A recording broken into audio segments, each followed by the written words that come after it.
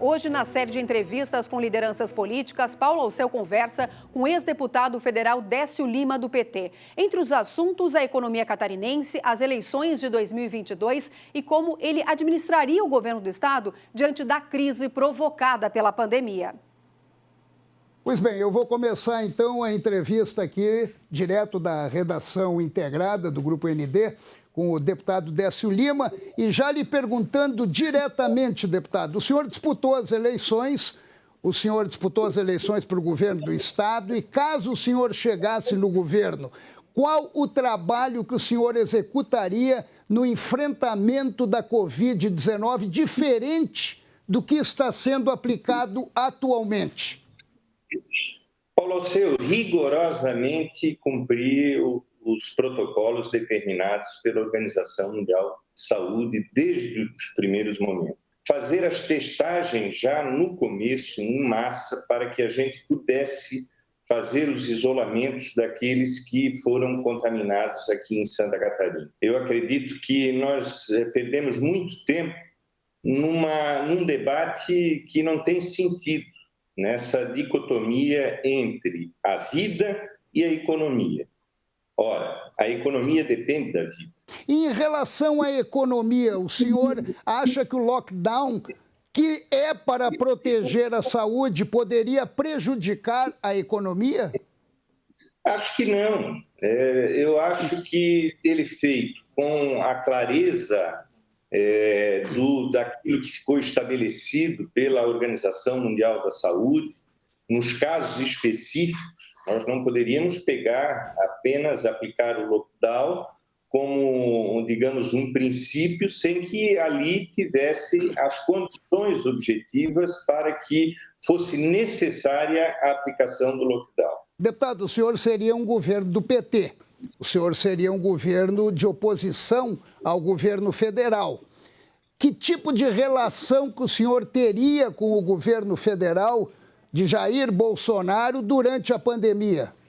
Eu acho que tem algo que nós temos que deixar muito bem claro. Quando se trata dos interesses difusos da população, quando se trata dos aspectos que são pertinentes ao modelo republicano, nós temos que estar sempre agasalhados da grandeza que esta relação impõe.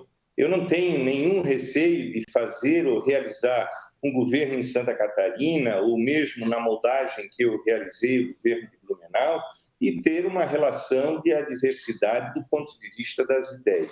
Nós podemos ter sérias divergências, mas nós nunca podemos fazer com que essas divergências elas tragam qualquer espírito autoritário na relação dos entes federados e da institucionalidade democrática que o Brasil construiu até então, porque isto é um valor universal para todos nós e principalmente para o povo que deposita esperança em a gente poder fazer uma construção cada dia, cada momento de um país melhor, mais justo e mais fraterno. Foi instalada essa semana uma CPI, a CPI da pandemia, com uma série de situações, porque estão comandando a CPI quem está sendo investigado e vai investigar. Investigado por situações desagradáveis, como a corrupção.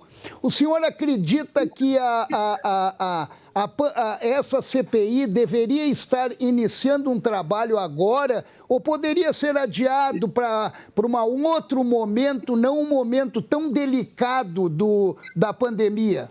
A CPI ela tem um trabalho fundamental, é uma tarefa do Poder Legislativo e acredito que ela vai conseguir abrir horizontes, não para trazer um processo de ódio, de raiva com acontecimentos que poderiam ter sido evitados, mas, sobretudo, para que a gente possa interromper erros que são inadmissíveis, principalmente no que foram, neste caso, da defesa da vida, para que apure-se se houve responsabilidades ou não e que as vidas não fiquem levadas sem que haja um toque de justiça pelo Estado brasileiro e pelo povo brasileiro e pela própria democracia, que tem a obrigação de produzir verdades como esta, que eu acredito que a Comissão Parlamentar de Inquérito irá realizar. Deputado, o PT estava silencioso.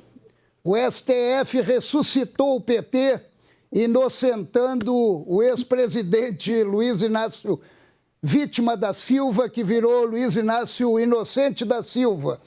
O PT volta agora com tudo ou o PT ainda está ressentido pela situação toda que se criou de companheiros denunciando companheiros por situações de corrupção?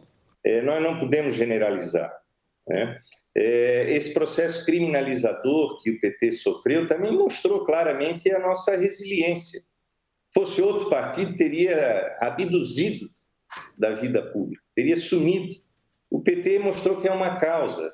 O PT mostrou que é um instrumento que foi criado justamente para poder enfrentar as injustiças e ser depositário dos sonhos, principalmente de um povo que ainda não se permitiu.